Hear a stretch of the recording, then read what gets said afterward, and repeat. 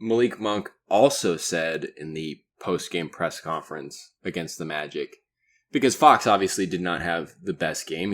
He was really inefficient in terms of scoring and was absent at different points. I think he really tried to show up late in the game. But, Monk was asked about that, and Monk said, well, he's not going to play like an all-star every game. Sometimes, quote, a bruise, end quote, is going to bother him.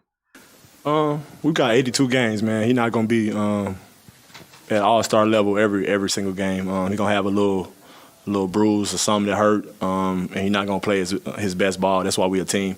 And that made me think, did Malik Monk just say the quiet part out loud that De'Aaron Fox is being bothered by a bruise? Does it have something to do with the ankle in some way? Does it have something to do with we've heard about a foot bruise bothering him before last season.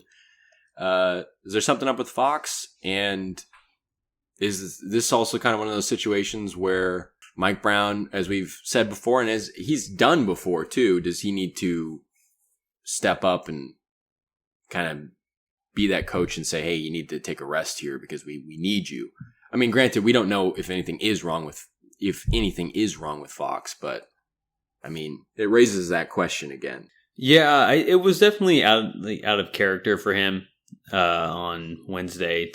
What did he finish with? 14, 15 points? He had 10 for the longest time, and I wasn't following stats as close since I was there. But I don't know. He must be hurt or something. Because double overtime, you think he would have scored like 40 points in those two overtimes. Instead, he went 6 of 22.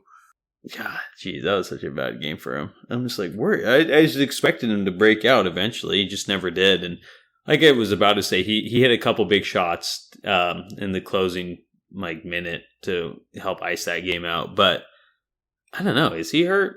He didn't seem hurt against Charlotte. He scored 30, played pretty well. But I mean, if he is hurt, then yeah, he can't be scoring 10 points and risking further injury down the line. So, I mean, we had that conversation already this year. He just needs to, take one for the team. Everyone wants to go out and play. I get it. Like, you don't want to sit out if you don't have to, but sometimes it's necessary to sit a game or two out. It's a good, who do they play today? Who do they play today? They play Toronto. Okay, so a winnable game. A tough matchup, kind of like the Magic, and they're lengthy and hard to match up with for the Kings. But again, a game I expect them to win as they're the better team. So, if Fox needs maybe a breather, then he should speak up and do so. Because it was just kind of weird for him to not kind of just be really bad. So... yeah. And also another element to that, too, is that you could thrust someone in for a game or two if you needed to. If Fox really did need this rest and they were going to go ahead and do it, you'd be giving maybe another opportunity to somebody to see what they can do. Maybe get Keon Ellis back in there or a Kessler Edwards type, situation. Or even give Juan Toscano-Anderson a little bit of a bigger role and see what they can do with the rest of the team. Because we started this podcast off saying is Duarte, I think, will hold that starting 2-guard position. I think he's entitled to kind of show what he can do for at least a few more games before anybody chooses to give up on him for one bad game against the Magic. But it would give you an opportunity to evaluate some of these other guys. Because, like we said, if Duarte doesn't work out at the starting 2, I really wouldn't be surprised if Brown sticks with the defensive mindset, because that's clearly what they've got. That's clearly the hurdle they've got to jump if they're going to make the leap overall that they want to make. So seeing what JTA and Kessler Edwards and even getting Keon Ellis back in the mix for a few games just to get a glimpse to evaluate would be helpful.